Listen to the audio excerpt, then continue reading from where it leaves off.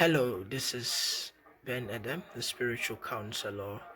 Some seasons ago, I talked about spiritual depression and factors, signs, and symptoms through which we can identify those who may be spiritually depressed or those who may be going through certain forms of spiritual depression.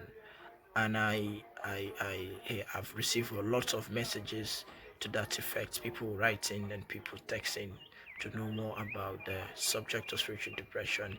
It appears that a whole lot of people are depressed and are going through one thing or the other this season, particularly spiritually. And so I feel I should do a follow up to that video on certain ways at which we can come out of depressions. Maybe you are going through a certain level of so maybe you're going through certain things, you're going through a certain form of depression or certain form of mood swings or a whole lot of things that um this message, this little podcast is going to be really very effective for you. And so I would like you to really take close attention and you probably jot down certain facts, certain things whom you think, which you think can be beneficial to you. You see, whether you like it or not, we are all going through things subconsciously. If you are not consciously aware, subconsciously you're going through things. You may have heard of someone who died somewhere. The thought of death alone is a subconscious reality.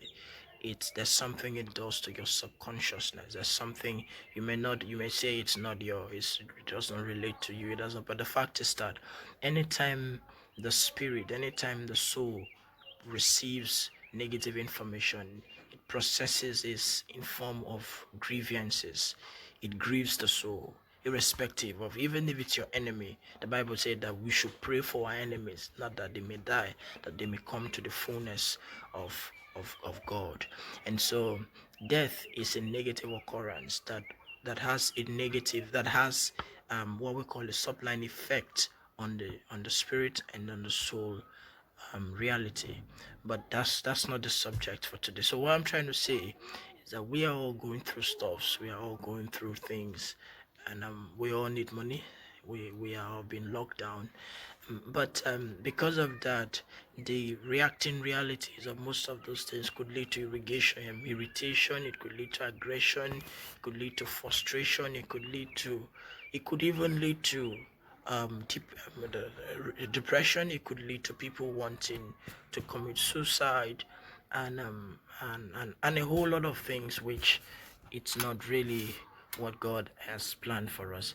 However, I have decided to, like I said, make up a follow-up video to really point out certain things through which people can engage in this season that can that can assist us to come out of certain things. Now, it is something that I teach, which I term the DS3 therapy.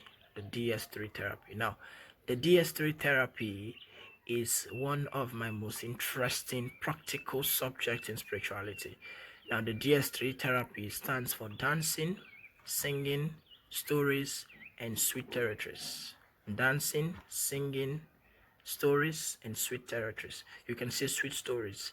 Now, for dancing, you see, anytime you're going through a whole lot of things, there's something dancing does to you. There's something dancing does to your spirit and to your soul.